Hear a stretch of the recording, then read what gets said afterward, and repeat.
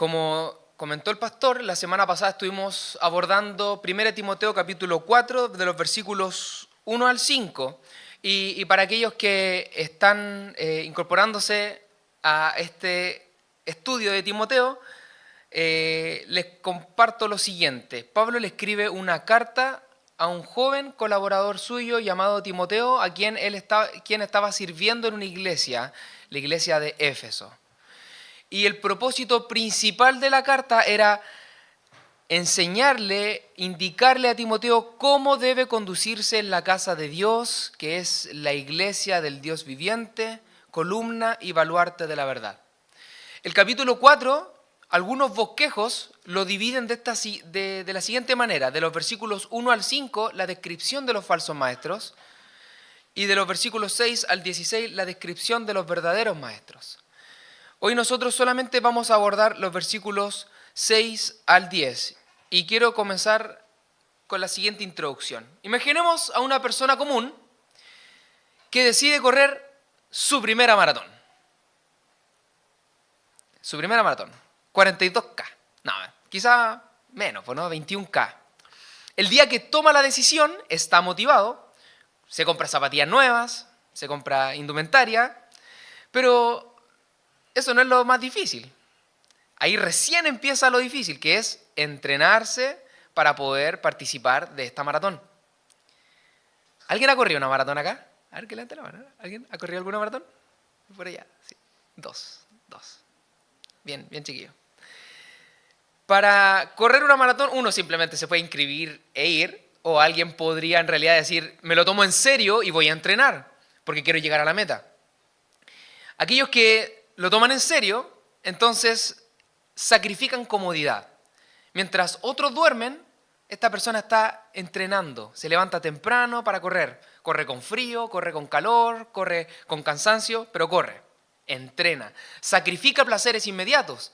Aquellas comidas, esos gustitos, la comida de los viernes que es más rica, no, ¿sabes qué? No, porque tengo que mantener una línea para poder participar de esta carrera y rendir bien. Reduce sus salidas nocturnas.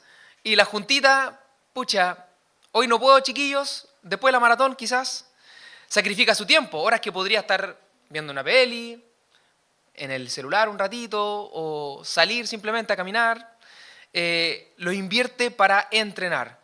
Y persevera a pesar del dolor.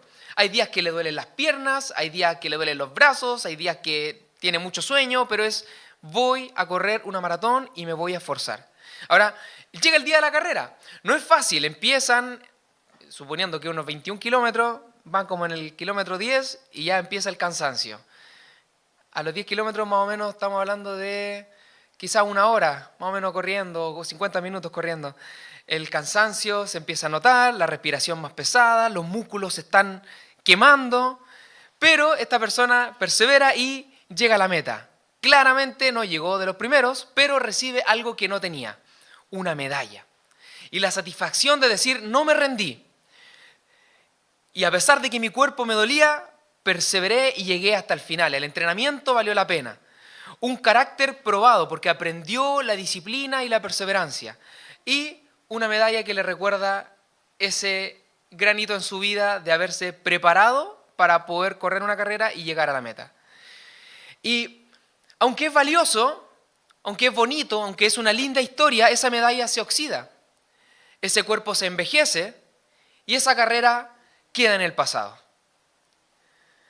En este pasaje tenemos al apóstol Pablo diciéndole al joven Timoteo, ejercítate para la piedad. Y en eso va a estar centrado la predicación del día de hoy. Así como nadie corre una maratón sin entrenar, nadie crece en piedad por accidente.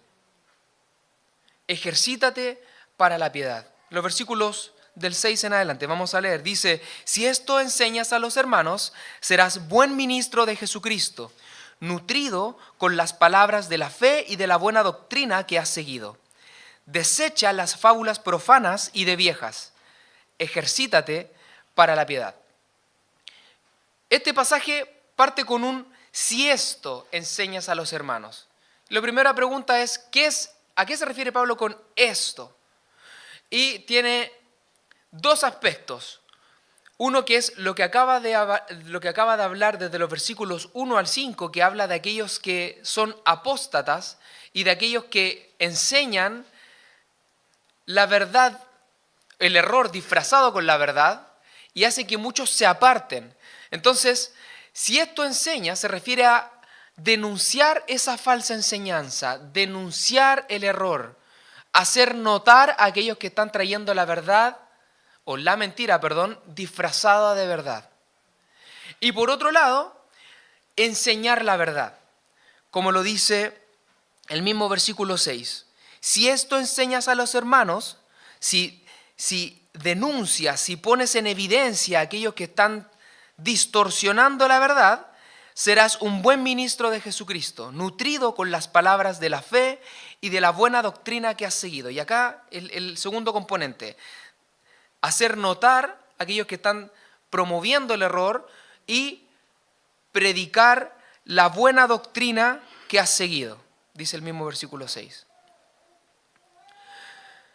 ¿Qué es lo que tienes que enseñar? Las palabras de la fe y de la buena doctrina. Ahora, le dice Pablo a Timoteo, mientras tú estás sirviendo la mesa, estás sirviendo este banquete para que aquellos que te oyen puedan nutrirse con el alimento que tú estás entregando, mientras lo sirves, mientras lo preparas, mientras se lo llevas a ellos, tú mismo, joven Timoteo, aliméntate, come de ello. Por eso dice, nutrido con las palabras de la fe. Tú, joven Timoteo, tienes que estar nutrido, tienes que estar alimentado, bien alimentado con la buena doctrina que Pablo le fue inculcando a Timoteo. Y en este punto es donde se pueden ver diferencias en aquellos que predican los sermones, aquellos que se han alimentado de la palabra y que han saboreado la palabra y luego la comparten, y aquellos que solamente son capaces de poder preparar un buen sermón. Y yo creo que esto es, aquellos que nos toca enseñar, es algo con lo que estamos siendo constantemente confrontados. ¿Qué tanto te alimentas de la palabra con la cual tú alimentas a otros? Aquellos que están dedicados a la enseñanza de la palabra, ¿qué tanto te alimentas de aquello con lo que estás alimentando a otros? Y si quizás el Señor no te ha dado el don para poder enseñar, pero sí te da la capacidad para poder transmitir a tus familiares de lo que aprendes de la palabra de Dios, ¿qué tanto te nutres de aquello que luego compartes? Por lo tanto, no quiero solamente enfocarlo en aquellos que están dedicados a la enseñanza, sino todos aquellos que se alimentan de la palabra. ¿Te alimentas realmente de la palabra o solamente son una suma de conocimientos que después las puedes transmitir de la mejor manera posible, pero que no pasan por tu corazón? Como aquellos que, pienso en una de las cartas también de Pablo, dice que aquellos que han sufrido y han experimentado la consolación pueden consolar a otros también en sus procesos de dificultad. Pero es tan distinto cuando tú compartes eso de lo que ya has experimentado, de lo que ya has vivido, de la obra que el Señor ya ha hecho en tu vida, de cómo la palabra te ha transformado y luego tú compartes algo que sabes que puede transformar la vida de otras personas. Y es muy distinto porque hay unos que solo lo recita, pero en realidad no lo ve aplicado a su vida. Y hay otros que, habiéndose alimentado de la palabra de Dios, la pueden compartir con propiedad diciendo, esto es lo que necesitas, esto fue lo que yo necesité y me ayudó, esto fue lo que me alimentó, aquí encontré mi satisfacción, tú puedes encontrar acá tu satisfacción. Ahora, este nutrido va en una misma línea con la palabra que luego dice más adelante de ejercítate, porque para estar nutrido uno tiene que disciplinarse, tiene que privarse de comidas que no te hacen bien y tienes que comer aquello que sí te nutre y que sí te hace bien. Uno tiene que ver con la comida y uno tiene que ver con el ejercicio físico. Dice luego, desecha las fábulas profanas y de viejas. Lo que se refiere acá son estos mitos, historias que no son verdad, que son contrarias a la verdad y que es justamente lo que estaban enseñando los falsos maestros y que estaban haciendo que muchos se desviaran de la fe. Apártate de esos mitos, apártate de esas fábulas, historias que no son reales. Sigue la verdad, no sigas aquellas enseñanzas que son contrarias a la verdad. Y luego dice, desecha las fábulas profanas y de viejas. Cuando dice profano se refiere a algo irreverente, algo que como lo dice en la porción anterior, lo menciona como en el versículo 1 del capítulo 4, dice, escuchando a espíritus engañadores y a doctrinas de demonios. A eso se refiere con fábulas profanas, enseñanzas demoníacas, enseñanzas contrarias a la verdad. Y le dice, ejercítate para la piedad. Ahora, me gustó mucho la definición de piedad que usó un teólogo, John Piper. Él decía que la piedad, su propia definición de la piedad, es una devoción poderosa interior. Es una poderosa devoción interior a Dios que se manifiesta en formas externas de devoción religiosa. Pero parte diciendo que es una poderosa devoción interior. Hay una devoción del corazón hacia Dios que se manifiesta de manera visible en formas externas de devoción religiosa, como por ejemplo la oración, la palabra, la adoración, la piedad. La verdadera piedad nace del interior y da su fruto manifestándose de manera externa. Sin embargo, hay quienes se enfocan solo en la manifestación externa sin que permee sus corazones. Y el Señor Jesucristo habló de esto cuando le decía a los fariseos que eran expertos en hacer oraciones increíbles en público. Y Jesús les decía, cuando tú quieras orar, enciérrate en tu cuarto, en lo privado. No tienes que ser visto. Ahora, la devoción interna a Dios sí se muestra, sí se evidencia, pero no al revés. No que yo empiezo con evidencias externas y que luego va a haber una transformación del corazón. Así no ocurre. Parte desde el interior, desde el corazón. Dice, si lo podemos buscar en 2 Timoteo, capítulo 3. Versículos 4 y 5.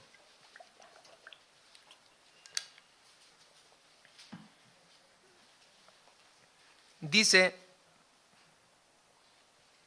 voy a hacer un parafraseo del pasaje, porque en realidad es como desde el versículo 1 llegando hasta el 5, que es donde está lo central. Dice, también debes saber esto, que en los postreros días vendrán tiempos peligrosos. Y vamos ahora entonces al versículo 4, porque empieza a mencionar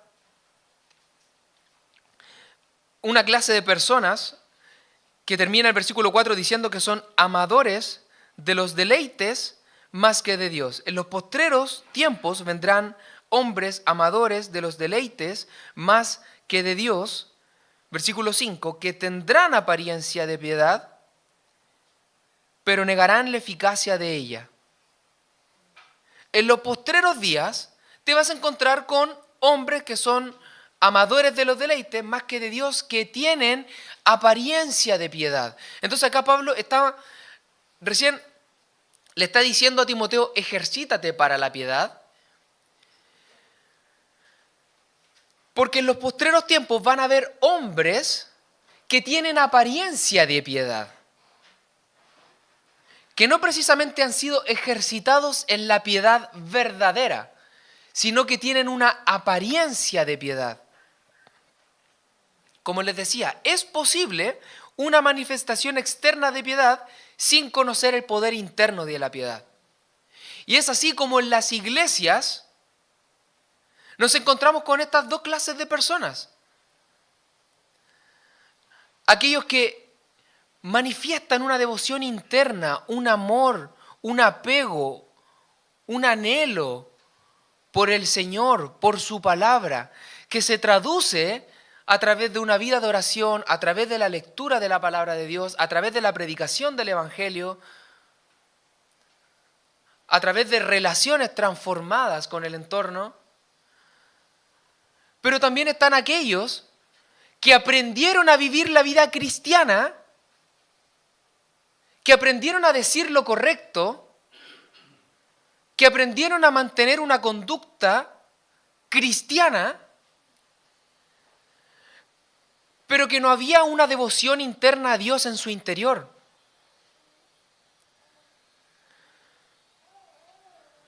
La apariencia de piedad se ve religiosa, habla como cristiano, asiste a las reuniones, usa un lenguaje bíblico, pero no transforma el corazón.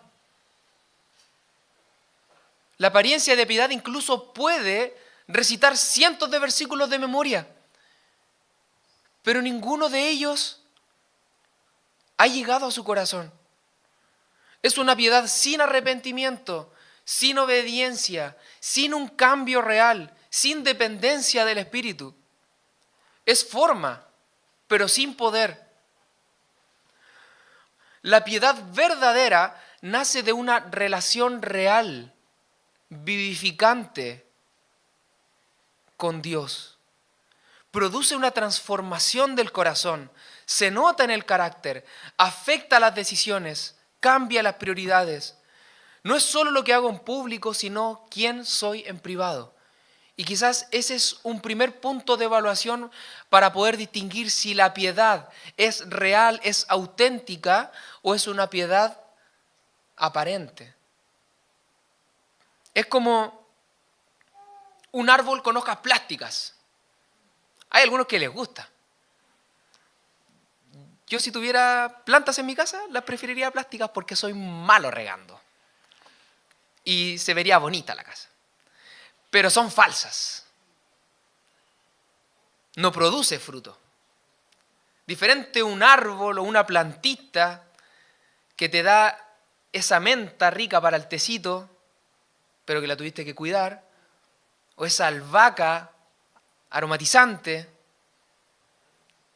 o ese naranjo que te da fruta que te refresca. Mientras pensaba en esto, se me vino a la mente una canción de Santiago Benavides que se llama La vida Midi. No sé si alguno la ha escuchado. Parece que no muchos. Pero en su canción, La vida Midi, Midi es, para contextualizarlo un poco, algo que se usa para los instrumentos. Por ejemplo, el teclado. Yo puedo tener un piano muy básico, pero si tengo un buen computador y un buen programa y tengo el cable correcto, puedo hacer que ese teclado suene como yo quiero que suene. Puede sonar como un piano de estudio, siendo que es un Casio barato. Y puedo hacer que esa tecla suave de mi piano que estaba más o menos suene como un piano de estudio. Pero es falso. Se parece, pero es falso. La tecla es, para los que saben de teclados, la tecla es blanda. Un piano real es una tecla dura y que tiene su qué. Es más rico, ¿cierto? Tocar en un piano que tiene la tecla dura versus uno que es muy livianito y que si uno le pincha fuerte suena fuerte y si es que le pincha suavecito suena suavecito. Y en esta canción de La vida Midi, Santiago Benavides habla de la rosa de plástico que por miedo a las espinas la prefiero a la flor de verdad. Habla de la artesanía de la Amazonía, que en letras pequeñas dice hecho en China.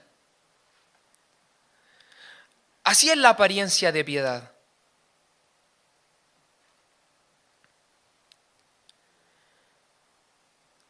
La pregunta no es si estoy haciendo o no estoy haciendo lo correcto. ¿Voy a la iglesia? ¿Hablo como cristiano? La pregunta correcta es, ¿hay poder transformador en mi vida? ¿El Evangelio cambia mi vida, mis decisiones, mis pensamientos, mi conducta? ¿O es que solamente yo estoy alterando mi conducta para poder parecerme a los cristianos con los cuales me relaciono? entre muchas conversaciones que tuvimos con Gaby respecto a cómo vamos a educar a nuestros hijos, algo que nos repetíamos constantemente es que no queremos enseñarles el cristianismo como un conjunto de reglas y hábitos. Haz esto, di esto, para que puedas parecerte a un cristiano. Yo sé que muchos han sido educados así. A hacer lo que es correcto, a decir lo que es correcto. Cuando lo realmente importante es tocar el corazón. Y ese toque del corazón lo hace el Espíritu Santo. Pero por medio de canales humanos, por medio de familiares, por medio de la enseñanza desde el púlpito, por medio del aconsejamiento, por medio de buenas amistades, por medio de una llamada durante la semana a un hermano. Tocar el corazón, no tocar la conducta. La conducta es, en consecuencia, la manifestación de la transformación interior del corazón. Cuando hablamos cómo queremos educar a nuestros hijos, es como lo dice Juan 17:3, dice, y esta es la vida eterna, que te conozcan a ti, el único Dios verdadero, y a Jesucristo, a quien has enviado.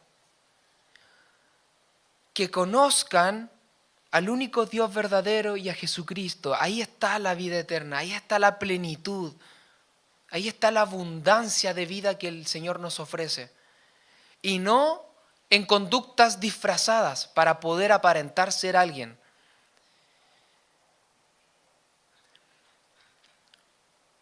Muchos asistentes de las iglesias, no quiero hablar solo de esta iglesia, porque pasaba en los tiempos en que Pablo escribió esta carta, muchos asistentes de las iglesias a lo largo de todos los tiempos algún día se van a presentar delante de Dios y el Señor les va a decir, apartaos de mí, nunca os conocí. Pero Señor, si yo en tu nombre hice esto, dije esto, ofrendé de esta manera, mira el ministerio que hice, mira las personas que influencié. El Señor quiere tu corazón. El Señor quiere tu corazón rendido a Él. El Señor quiere tu corazón devoto a Él, leal a Él. No tus acciones, no tus conductas. El Señor quiere tu corazón. Y una vez que tú le entregues al Señor tu corazón, lo demás viene, fluye. Es una fuente que brota y que trae vida y que bendice y que renueva y que refresca. Y bendice el entorno, las relaciones.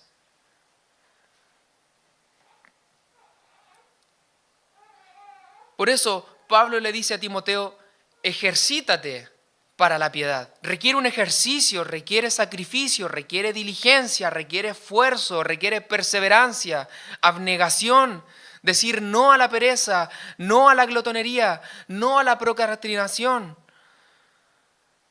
Y dice, porque el ejercicio, versículo 8, porque el ejercicio corporal para poco es provechoso, pero la piedad para todo aprovecha, pues tiene promesa de esta vida presente y de la venidera. Ahora, en este ejercicio de la piedad, así como en el ejercicio físico, tiene que haber expectación. Uno cuando se está ejercitando físicamente tiene que tener esa expectación de, después de una semana, voy a la balanza, me peso, bien, bajé unos gramos, bajé una talla, ahora uso un hoyito menos en el cinturón, me entró el pantalón que no me entraba el verano pasado. Hay una expectación. Me estoy esforzando, sacrificando en esto y espero resultados. Mejorar mi calidad de vida, tener más fuerzas para hacer algunas tareas domésticas, mejorar en la concentración, tener una sensación de bienestar, evitar enfermedades, mejorar el ánimo. el ejercicio físico es un muy buen antidepresivo. Y el ejercicio físico no es solo para los jóvenes, es para todos. Ejercitémonos, esforcémonos, porque el ejercicio físico tiene provecho. El ejercicio físico tiene provecho. Mejora tu calidad de vida, mejora tu ánimo, tu concentración. Estás más despierto, tienes más fuerza. No tienes que precisamente ir al gimnasio, puedes salir a caminar, algunas mancuernas, no sé. Hay ejercicio para cada edad y para cada momento. El ejercicio físico tiene provecho, pero Pablo le dice, si yo comparo el ejercicio físico con el ejercicio espiritual, el ejercicio físico para poco aprovecha. Pablo no está diciendo que el ejercicio físico no tiene provecho. Está diciendo que cuando lo comparo con el beneficio y con los provechos que obtengo del ejercicio espiritual, se hacen tan pocos, se hacen tan chiquitos. En el ejercicio espiritual tiene que haber también expectación de vivir una vida sin afán, sin ansiedad, experimentando el gozo, el fruto del Espíritu. Amor, gozo, paz, paciencia, benignidad, bondad, fe, mansedumbre, templanza, son evidencias de que me estoy entrenando en la piedad. Vivir con una conciencia limpia, vivir con plenitud en la comunión con Cristo. Pero los beneficios de ejercitarse en la piedad, sobre todo, son incomparables cuando pensamos en la vida venidera. En que algún día vamos a poder contemplar a aquel que anhelamos y deseamos durante toda nuestra peregrinaje en la tierra.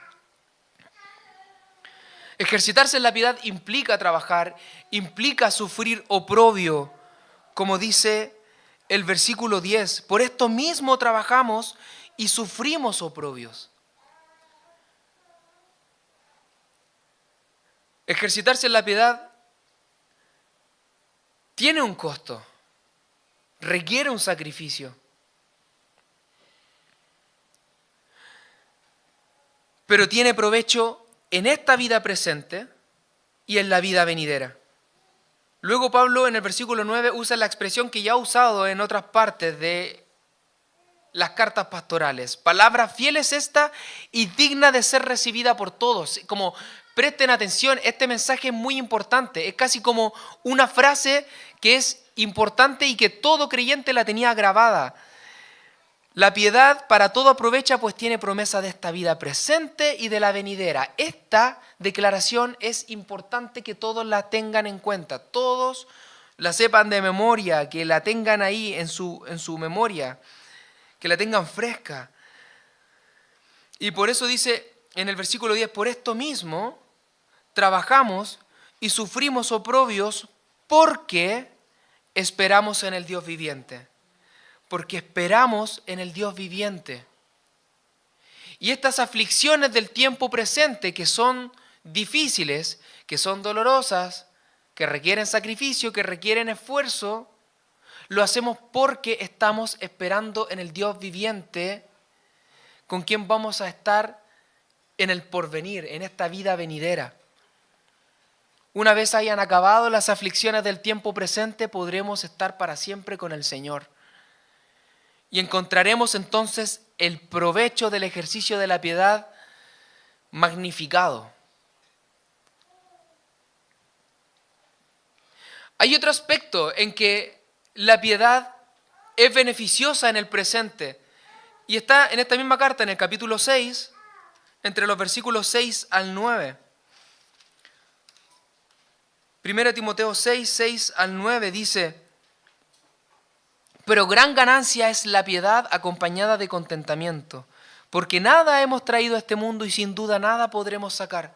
Así que teniendo sustento y abrigo, estemos contentos con esto. Vivir contentos es una gran ganancia. Es un gran provecho. Satisfechos con lo que tenemos. No vueltos locos deseando aquello que no podemos obtener.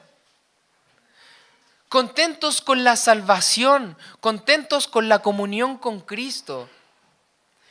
Vivir contentos y satisfechos te libra de la destrucción y la perdición que menciona el versículo 9. Porque los que quieren enriquecerse caen en tentación y lazo y en muchas codicias necias y dañosas que hunden a los hombres en destrucción y perdición. Pero aquellos que viven contentos con lo que tienen, uno, son libres de esa destrucción y de la perdición y encuentran su satisfacción más grande en el Señor y en lo que Él te ha dado. La piedad trae beneficios en el presente. Vivir contentos con lo que tenemos. Estar bien. Quisiera otro auto, sí, pero tengo este. Quisiera otra casa, sí, pero estamos bien acá. Quisiera otro salario. Está bien, pero ya, con esto, bien, con esto, no alcanza, bien, vamos. Satisfechos, contentos. Gran ganancia es la piedad acompañada de contentamiento.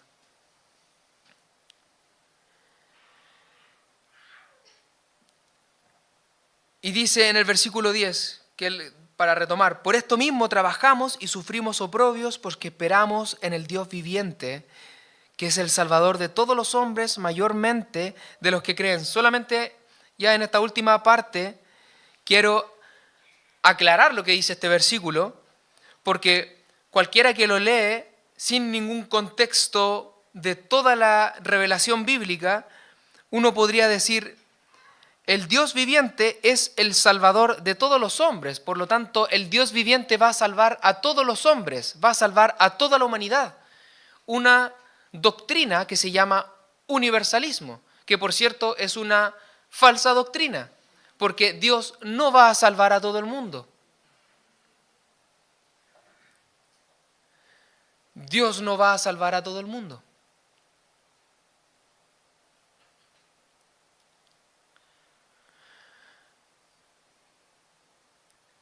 Y este es un tema un poco más complejo que no vamos a entrar ahora.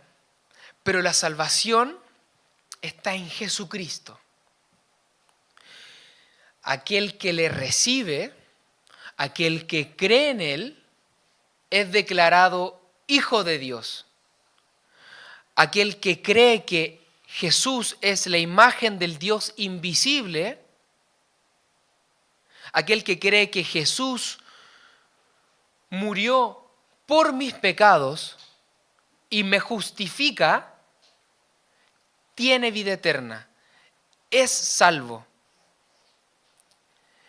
Pero como dice Juan 3, 17, 18, pero el que no cree ya ha sido condenado, porque no ha creído en el nombre del unigénito Hijo de Dios.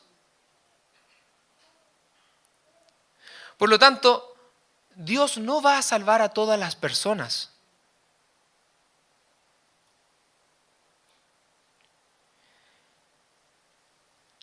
¿Has creído en Él? ¿Has puesto tu fe en Jesús? ¿Recibiste a Cristo en tu corazón?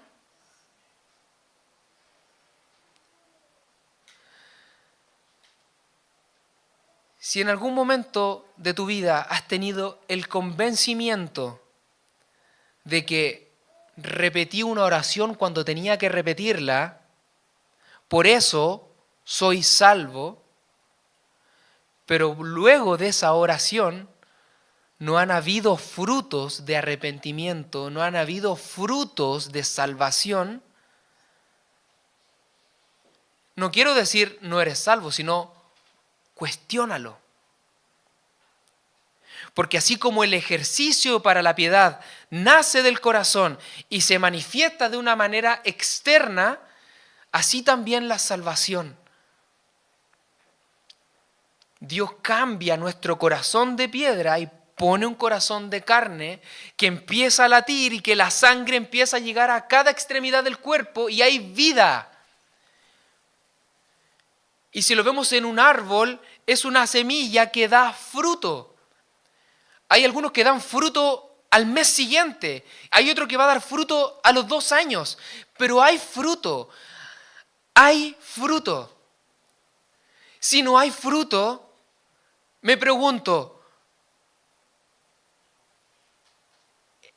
¿dónde cayó esa semilla? ¿Cayó en una tierra fértil que permite el crecimiento y permite el fruto, o cayó en una tierra llena de espinos, o cayó en el camino donde las aves se la comieron? Dios no va a salvar a todas las personas. Pregúntate, ¿has puesto tu fe en el Señor Jesucristo? ¿Vives una vida transformada por el poder del Evangelio? Me gustaba una ilustración que alguien decía, cuando te predican el Evangelio, es como que te choca un camión. No es como que te choca la bicicleta del Santi o el scooter del Mati. Encontrarte con el Evangelio es que te choca un camión. No quedas igual. No quedas igual. No estoy hablando de que uno queda todo molido cuando escucha el Evangelio, sino que no puedo ser el mismo. No puedo seguir viviendo mi vida como la vivía antes. Si hay un encuentro con este mensaje del Evangelio, hay una transformación. No una transformación de la conducta, como ya lo hemos dicho. Es una transformación del corazón que se manifiesta de manera externa. Hay fruto. Aquel que se ha encontrado con el Salvador, hay fruto.